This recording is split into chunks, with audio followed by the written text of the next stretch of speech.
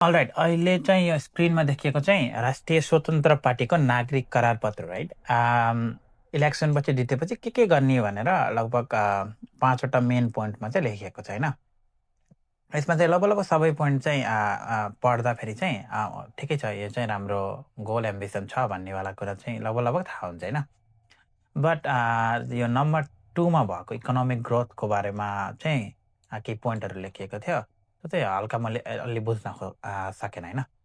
यसमा चाहिँ अहिले हाम्रो नेपालको इकोनोमी चाहिँ $1,500 $1,500 चाहिँ छ होइन, पर क्यापिटा इन्कम आए चाहिँ।